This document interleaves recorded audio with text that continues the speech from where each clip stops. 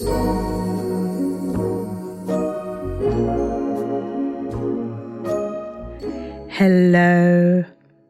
everybody. Hello, everyone. Thank you for tuning in to my podcast.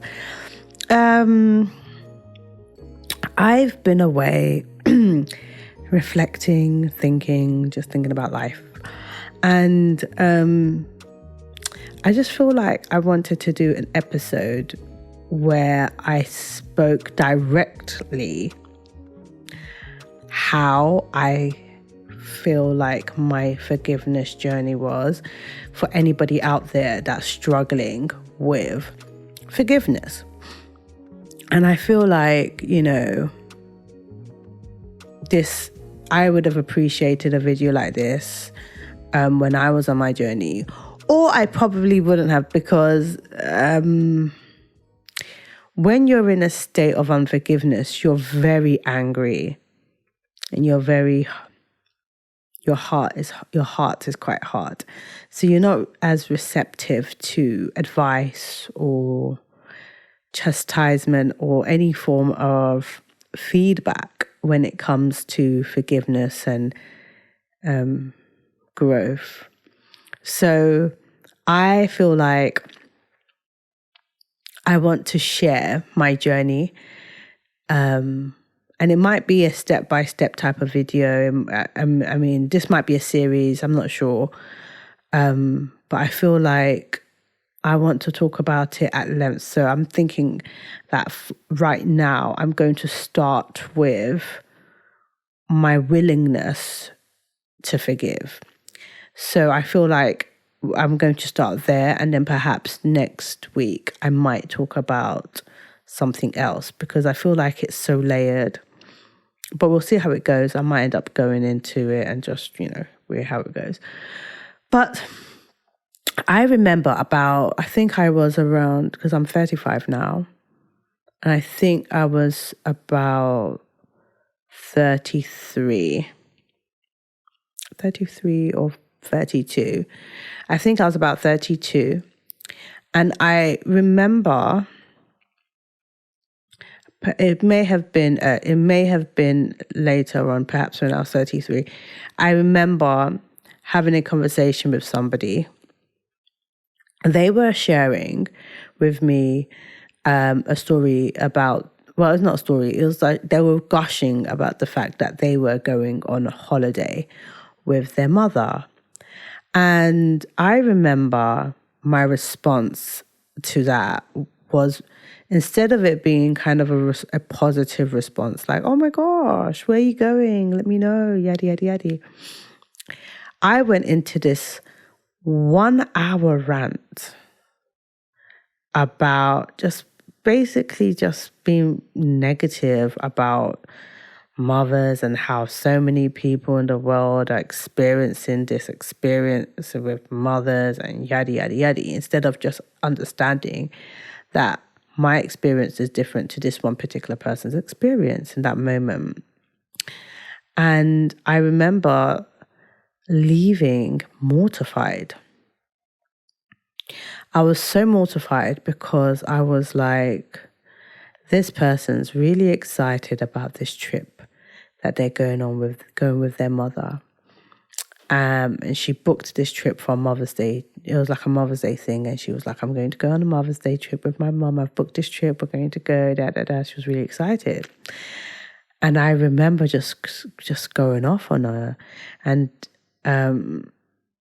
this was actually a person that I had met. I had met her on Bumble BFF, which is kind of like an app for friends. And I had been on this hunt for a friend, just to connect with people. I had been struggling to connect with people for so long. And we had been speaking for a while. And she lived quite close to my loctician.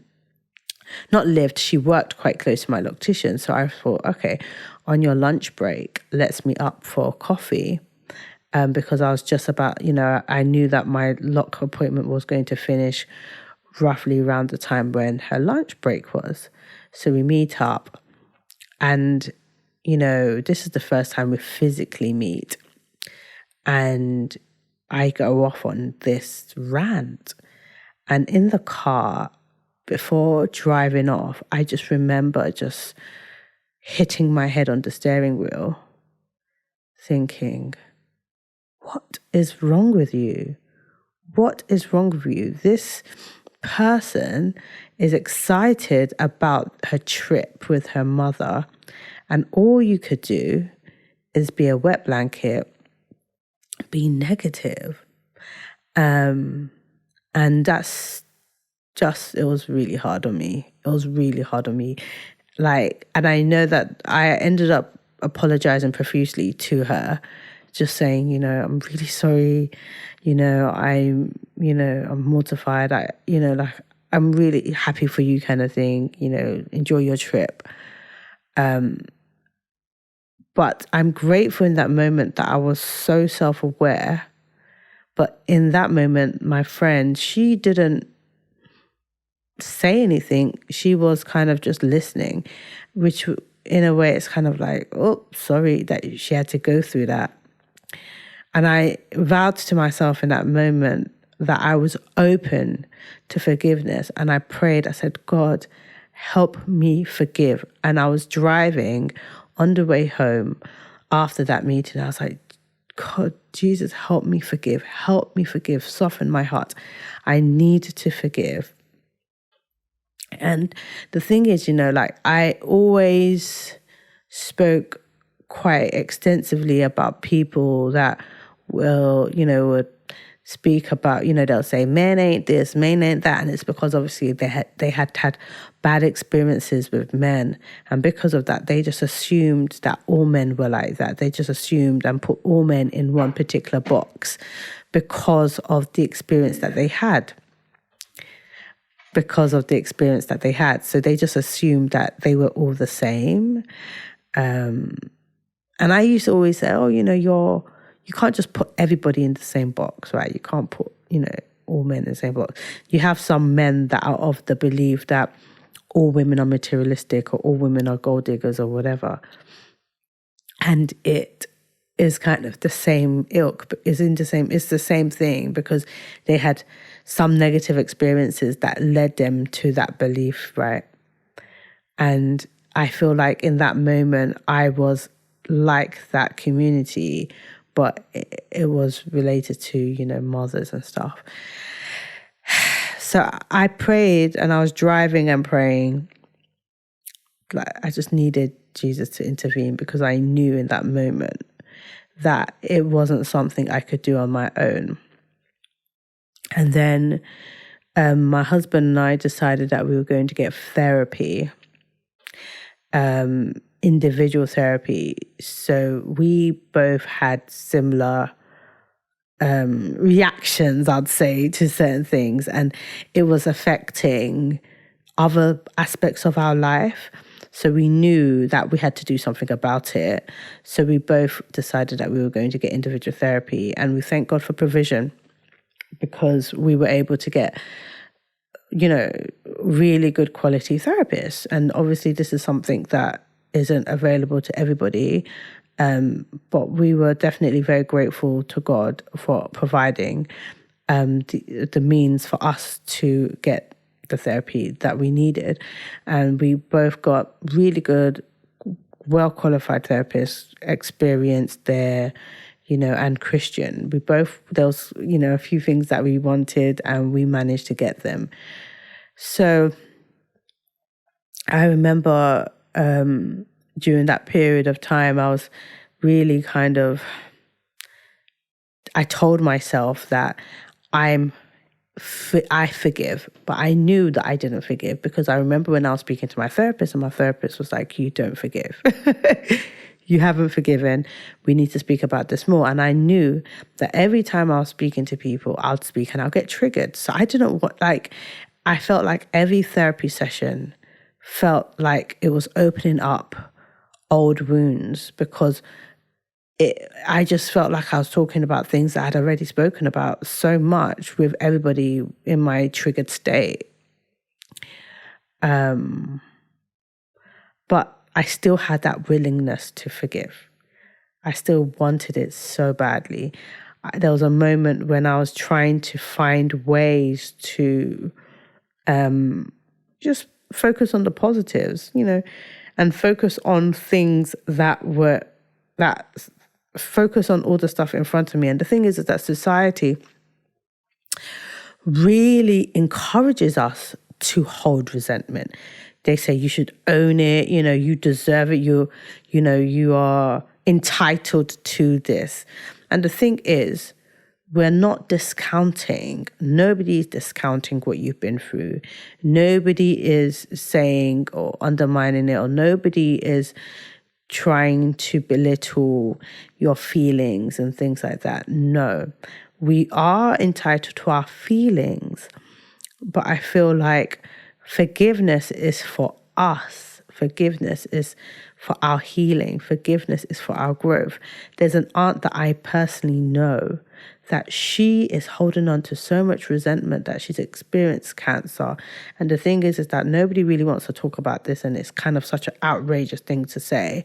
But a lot of books and a lot of psychologists will actually say that sometimes there are physical manifestations of unforgiveness. And the physical manifestation can be all of a sudden, your leg hurts, and, all of a sudden you always have a back pain, or certain things are physical manifestations of it.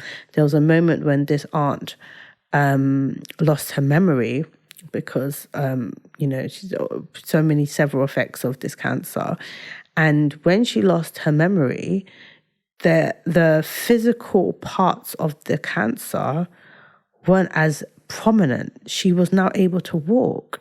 She was now able to be way more mobile. It's because she had forgotten the things that had caused the unforgiveness. So we started to see her progress. And as soon as her memory got back and she remembered everything, there was now a sudden recession, and she's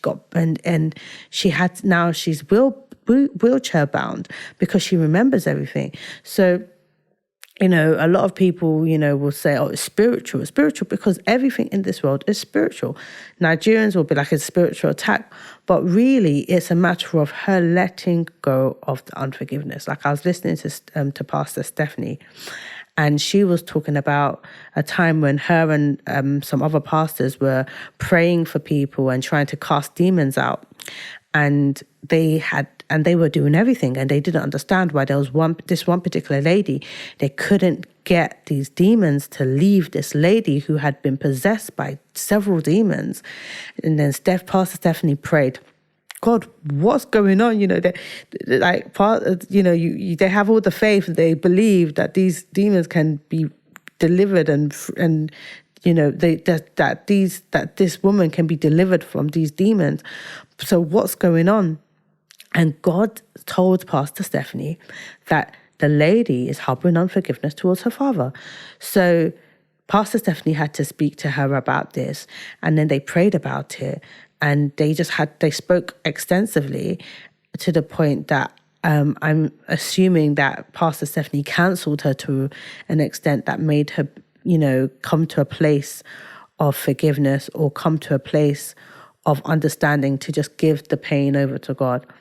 And when that happened, they were able to pray for this lady, and she was delivered from the demons. So I feel like holding on to it is so, it kind of just brings, holding on to unforgiveness brings along a whole lot of other issues and demons.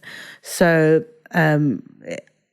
it's just interesting how that one conversation really triggered a need, in a way, for me to understand that I need to let go.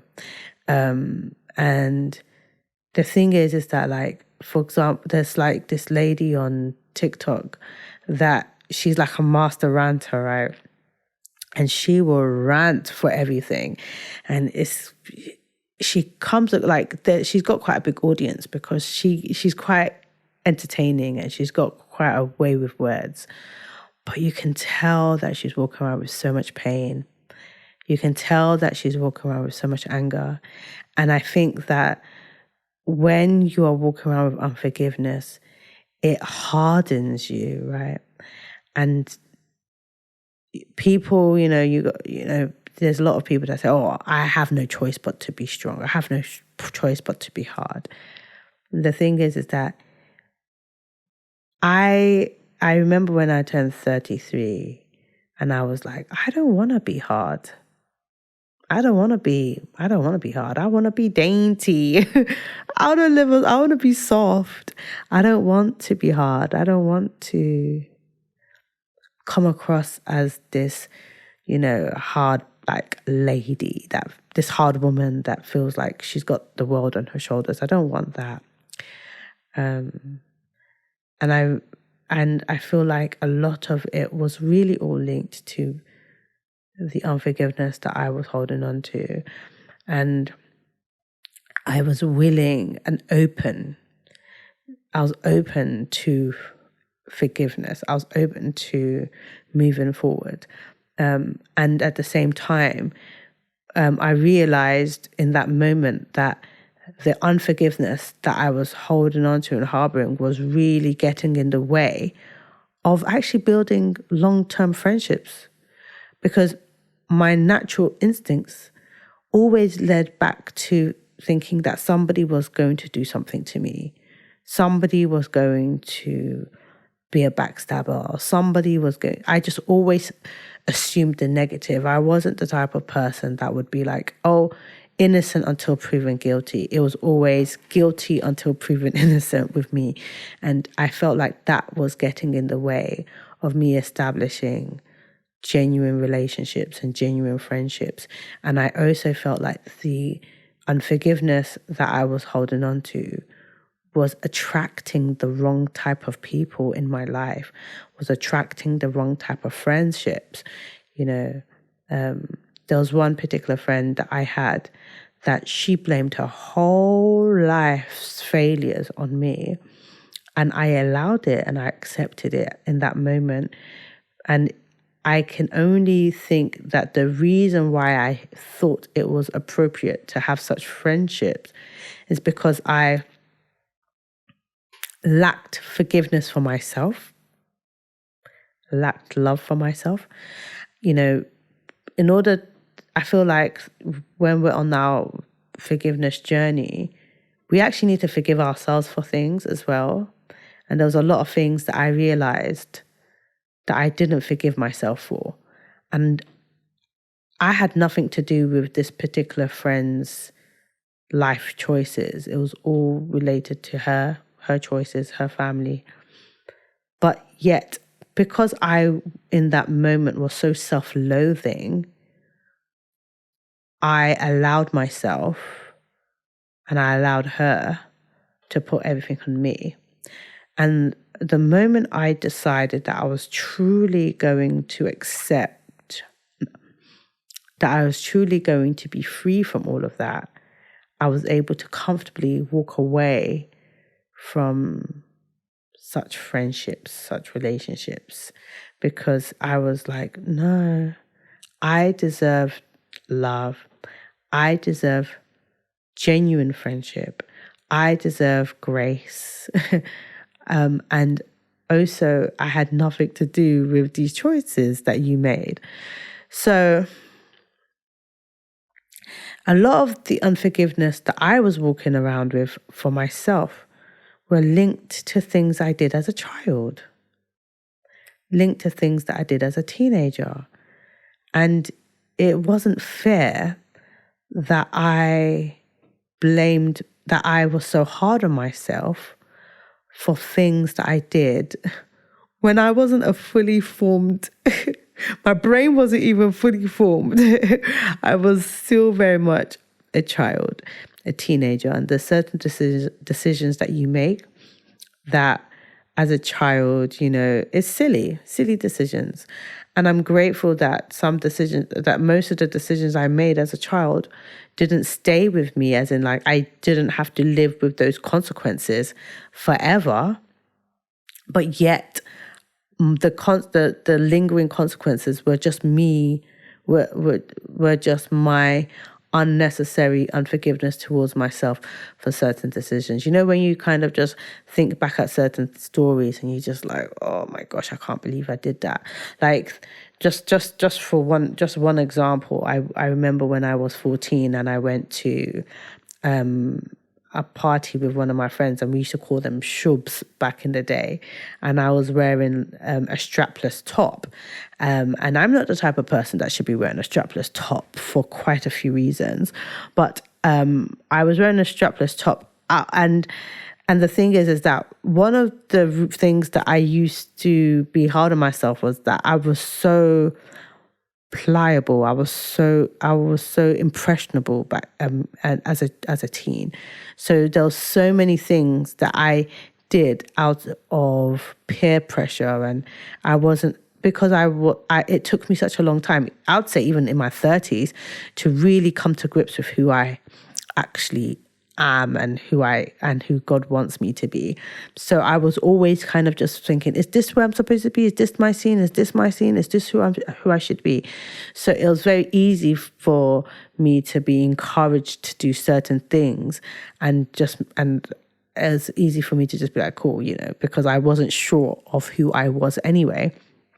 So at 14, I went to a Shubs and I wore a strapless top, and I have this, and I remember back in the day when I'd look back and be like, oh, blessing.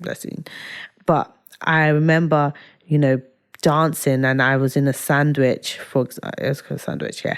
And it's basically two guys and me in the middle. And the friend that I was with, ends up coming to me, running to me, because my top had found its way down. So basically, in a nutshell, I'm in a party and I'm flashing the party. It was small, yeah. Yeah.